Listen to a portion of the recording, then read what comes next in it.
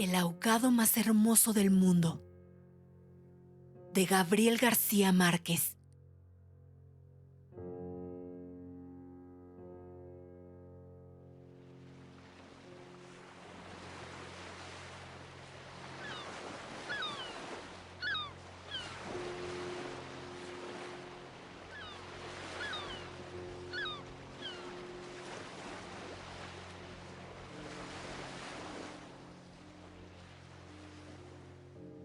Los primeros niños que vieron el promontorio, oscuro y sigiloso, que se acercaba por el mar,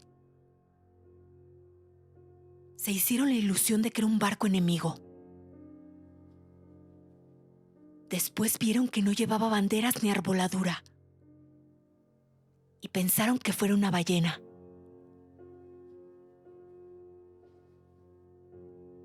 Pero cuando quedó varado en la playa le quitaron los matorrales de sargazos, los filamentos de medusas y los restos de cardúmenes y naufragios que llevaba encima. Y solo entonces descubrieron que era un ahogado. Habían jugado con él toda la tarde, enterrándolo y desenterrándolo en la arena. Cuando alguien los vio por casualidad y dio la voz de alarma en el pueblo.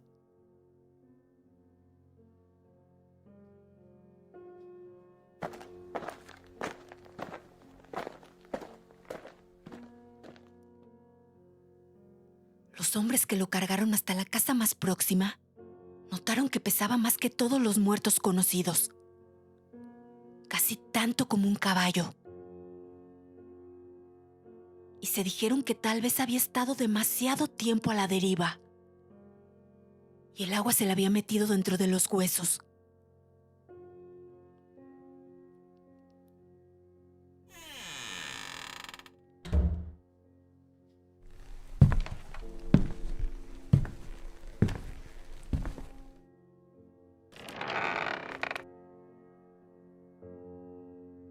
Cuando lo tendieron en el suelo, vieron que había sido mucho más grande que todos los hombres, pues apenas si cabía en la casa.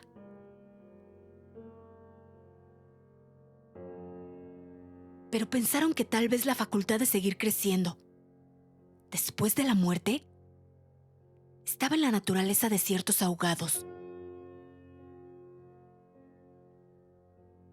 Tenía el olor del mar, y solo la forma permitía suponer que era el cadáver de un ser humano, porque su piel estaba revestida de una coraza de rémora y de lodo. No tuvieron que limpiarle la cara para saber que era un muerto ajeno. El pueblo tenía apenas unas 20 casas de tablas, con patios de piedra sin flores, desperdigadas en el extremo de un cabo desértico.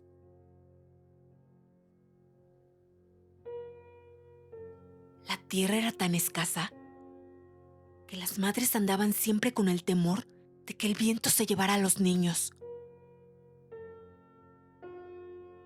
Y a los pocos muertos que les iban causando los años, tenían que tirarlos en los acantilados. Pero el mar era manso y pródigo, y todos los hombres cabían en 7 botes.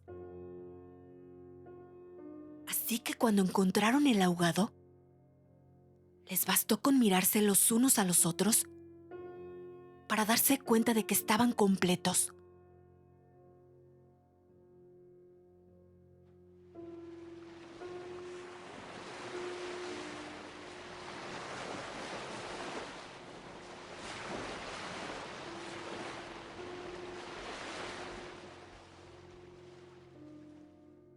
Aquella noche no salieron a trabajar en el mar. Mientras los hombres averiguaban si no faltaba alguien en los pueblos vecinos, las mujeres se quedaron cuidando el ahogado. Le quitaron el lodo con tapones de esparto. Le desenredaron del cabello los abrojos submarinos. Y le rasparon la rémora con fierros de desescamar pescados. A medida que lo hacían, notaron que su vegetación era de océanos remotos y de aguas profundas, que sus ropas estaban en piltrafas, como si hubiera navegado por entre laberintos de corales. Notaron también que sobrellevaba la muerte con altivez, pues no tenía el semblante solitario de otros ahogados de mar, ni tampoco la catadura sórdida y menesterosa de los ahogados fluviales. Pero solamente cuando acabaron de limpiarlo, tuvieron conciencia de la clase de hombre que era. Y entonces se quedaron sin aliento. No solo era el más alto, el más fuerte, el más viril y el mejor armado que habían visto jamás, sino que todavía cuando lo estaban viendo, no les cabía en la imaginación. No encontraron en el pueblo una cama bastante grande para tenerlo, ni una mesa bastante sólida para velarlo. No le vinieron los pantalones de fiesta de los hombres más altos, ni las camisas dominicales de los más corpulentos, ni los zapatos del mejor plantado.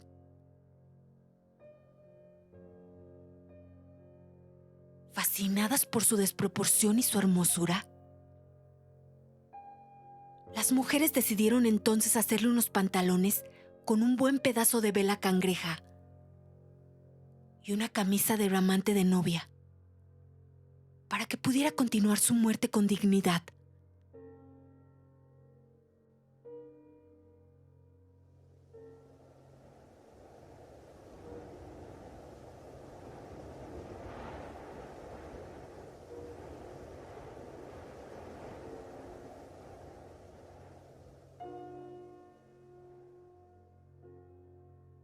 Mientras cosían sentadas en círculo,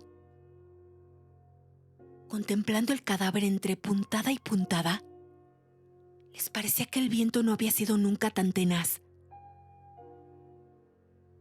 ni el Caribe había estado nunca tan ansioso como aquella noche.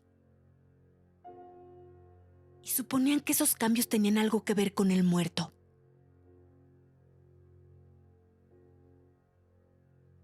Pensaban que si aquel hombre magnífico hubiera vivido en el pueblo, su casa habría tenido las puertas más anchas, el techo más alto y el piso más firme. Y el bastidor de su cama habría sido de cuadernas maestras con pernos de hierro. Y su mujer habría sido la más feliz. Pensaban que habría tenido tanta autoridad que hubiera sacado los peces del mar con solo llamarlos por sus nombres. Y habría puesto tanto empeño en el trabajo que hubiera hecho brotar manantiales de entre las piedras más áridas. Y hubiera podido sembrar flores en los acantilados. Lo compararon en secreto con sus propios maridos, pensando que no serían capaces de hacer en toda su vida lo que aquel era capaz de hacer en una noche. Y terminaron por repudiarlos en el fondo de sus corazones, como los seres más escuálidos y mezquinos de la tierra. Andaban extraviadas por esos dédalos de fantasía, cuando la más vieja de las mujeres, que por ser la más vieja había contemplado al ahogado, con menos pasión que compasión, suspiró. Tiene cara de llamarse Esteban.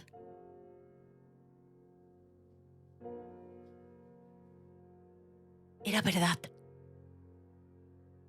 A la mayoría le bastó con mirarlo otra vez para comprender que no podía tener otro nombre.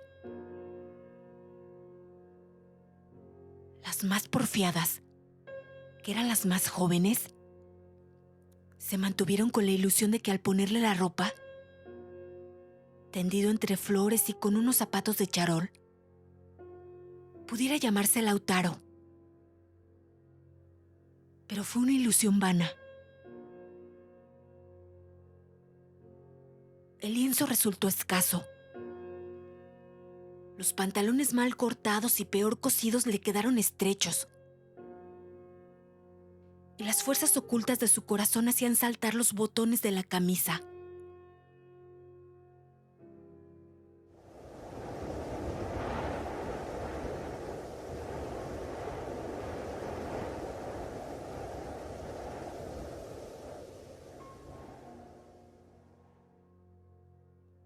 Después de la medianoche se adelgazaron los silbidos del viento. Y el mar cayó en el sopor del miércoles. El silencio acabó con las últimas dudas. Era Esteban. Las mujeres que lo habían vestido, las que lo habían peinado, las que le habían cortado las uñas y raspado la barba, no pudieron reprimir un estremecimiento de compasión cuando tuvieron que resignarse a dejarlo tirado por los suelos.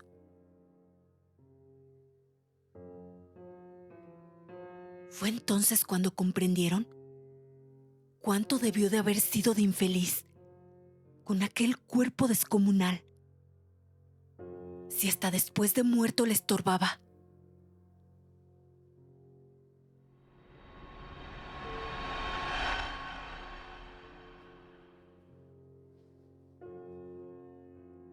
Lo vieron condenado en vida a pasar de medio lado por las puertas, a descalabrarse con los travesaños, a permanecer de pie en las visitas, sin saber qué hacer con sus tiernas y rosadas manos de buey de mar, mientras la dueña de la casa buscaba la silla más resistente y le suplicaba muerta de miedo. «Siéntese aquí, Esteban. Hágame favor». Y él recostado contra las paredes, sonriendo. «No se preocupe, señora. Así estoy bien». Con los talones en carne viva y las espaldas escaldadas de tanto repetir lo mismo en todas las visitas, solo para no pasar la vergüenza de desbaratar la silla. ¿Y acaso sin haber sabido nunca que quienes le decían: «No te vayas, Esteban, espérate siquiera que hierva el café», eran los mismos que después susurraban: «Ya se fue el bobo grande. Qué bueno. Ya se fue el tonto hermoso»?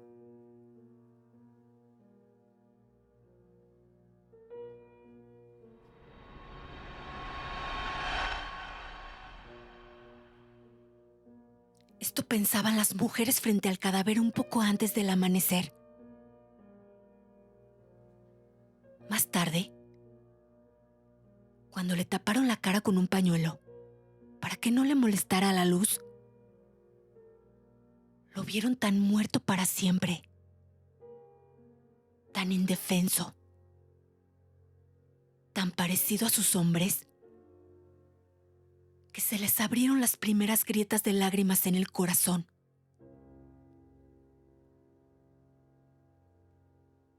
Fue una de las más jóvenes la que empezó a sollozar. Las otras, alentándose entre sí, pasaron de los suspiros a los lamentos. Y mientras más sollozaban, más deseos sentían de llorar, porque el ahogado se les iba volviendo cada vez más Esteban. Hasta que lo lloraron tanto que fue el hombre más desvalido de la tierra. El más manso y el más servicial. El pobre Esteban.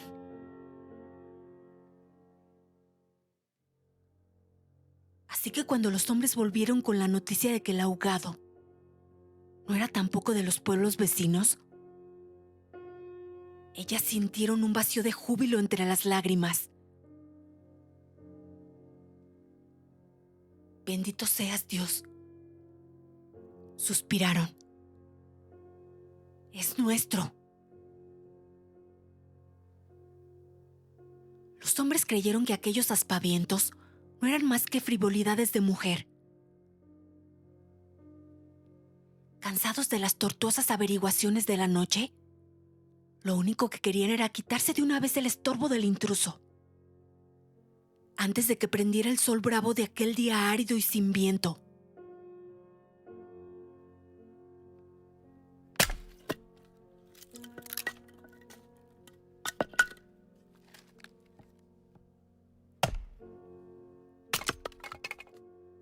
Improvisaron unas angarillas con restos de trinquetes y botavaras y las armaron con carlingas de altura para que resistieran el peso del cuerpo hasta los acantilados. Quisieron encadenarle a los tobillos un ancla de buque mercante para que fondeara sin tropiezos en los mares más profundos, donde los peces son ciegos y los buzos se mueren de nostalgia. De manera que las malas corrientes no fueran a devolverlo a la orilla, como había sucedido con otros cuerpos.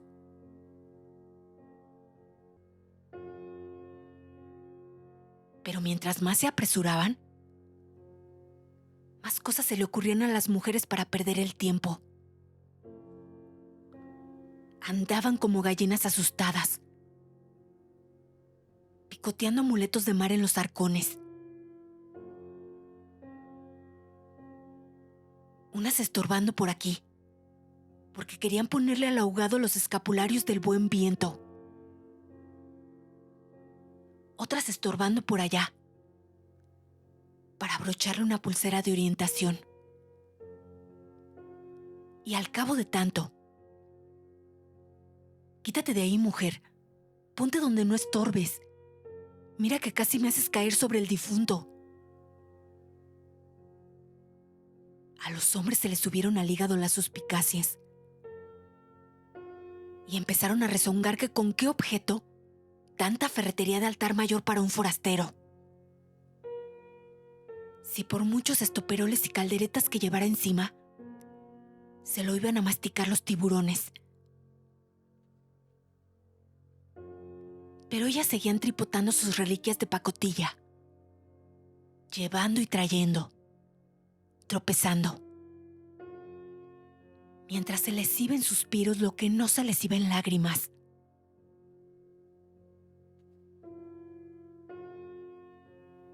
Así que los hombres terminaron por despotricar, que de cuándo acá semejante alboroto por un muerto al garete, un ahogado de nadie, un fiambre de mierda.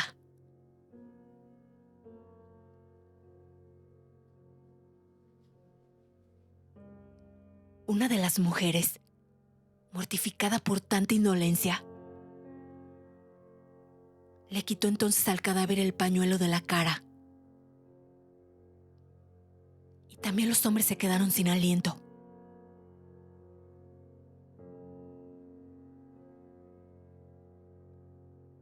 Era Esteban. No hubo que repetirlo para que lo reconocieran. Si les hubieran dicho Sir Walter Raleigh, quizás hasta ellos se habrían impresionado con su acento de gringo,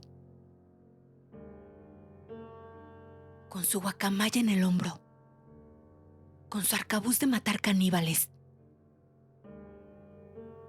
Pero Esteban solamente podía ser uno en el mundo. Y allí estaba tirado como un sábalo, sin botines, con unos pantalones de 7 mesino y esas uñas rocallosas que solo podían cortarse a cuchillo. Bastó con que le quitaran el pañuelo de la cara para darse cuenta de que estaba avergonzado, de que no tenía la culpa de ser tan grande, ni tan pesado, ni tan hermoso. Y si hubiera sabido que aquello iba a suceder, habría buscado un lugar más discreto para ahogarse. En serio, me hubiera amarrado yo mismo una áncora de galeón en el cuello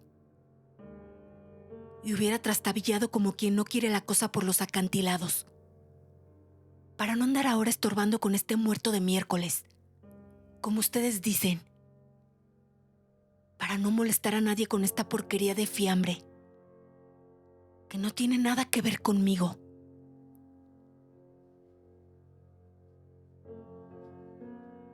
Había tanta verdad en su modo de estar,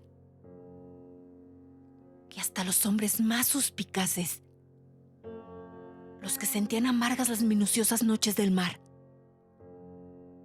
temiendo que sus mujeres se cansaran de soñar con ellos, para soñar con los ahogados, hasta esos y otros más duros, se estremecieron en los tuétanos con la sinceridad de Esteban.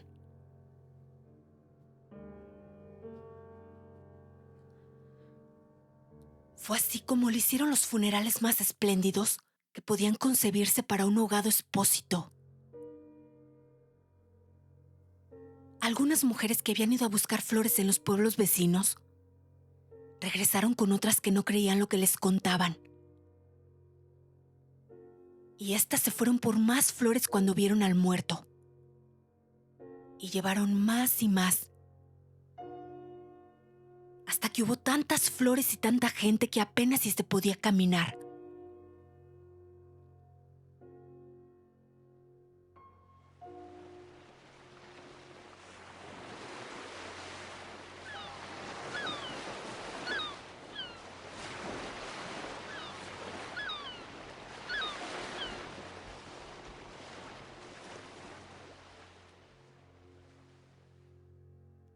A última hora, les dolió devolverlo huérfano a las aguas y le dieron un padre y una madre entre los mejores. Y otros se le hicieron hermanos, tíos y primos. Así que a través de él, todos los habitantes del pueblo terminaron por ser parientes entre sí.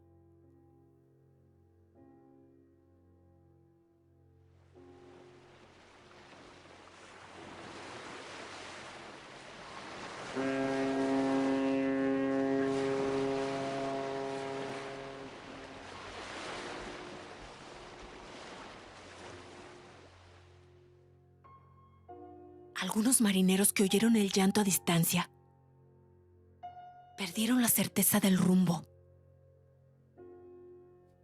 Y se supo de uno que se hizo amarrar al palo mayor, recordando antiguas fábulas de sirenas.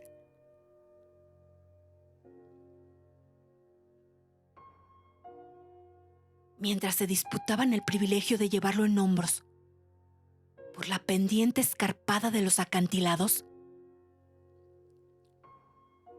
hombres y mujeres tuvieron conciencia por primera vez de la desolación de sus calles, la aridez de sus patios, la estrechez de sus sueños, frente al esplendor y la hermosura de su ahogado.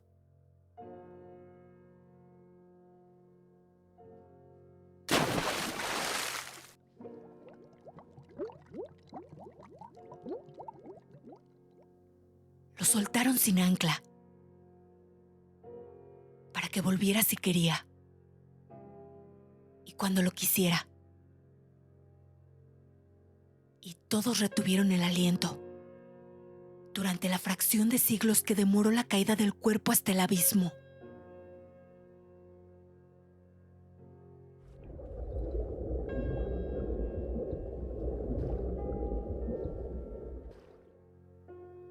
no tuvieron la necesidad de mirarse los unos a los otros para darse cuenta de que ya no estaban completos, ni volverían a estarlo jamás. Pero también sabían que todo sería diferente desde entonces, que sus casas iban a tener las puertas más anchas, los techos más altos, los pisos más firmes, para que el recuerdo de Esteban pudiera andar por todas partes, sin tropezar con los travesaños, y que nadie se atreviera a susurrar en el futuro: ya murió el bobo grande. Qué lástima. Ya murió el tonto hermoso.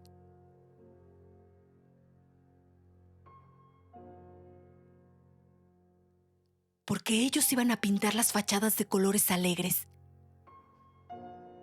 para eternizar la memoria de Esteban. Y se iban a romper el espinazo excavando manantiales en las piedras y sembrando flores en los acantilados, para que en los amaneceres de los años venturos, los pasajeros de los grandes barcos despertaran sofocados por un olor de jardines en alta mar.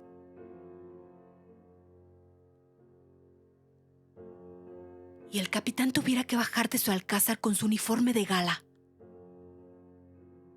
con su astrolabio, su estrella polar y su ristra de medallas de guerra,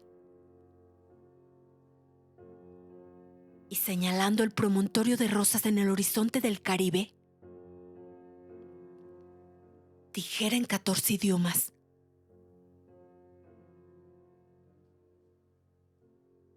miren allá, donde el viento es ahora tan manso que se queda a dormir bajo las camas. Allá, donde el sol brilla tanto que no saben hacia dónde mirar los girasoles. Sí, allá. Es el pueblo de Esteban.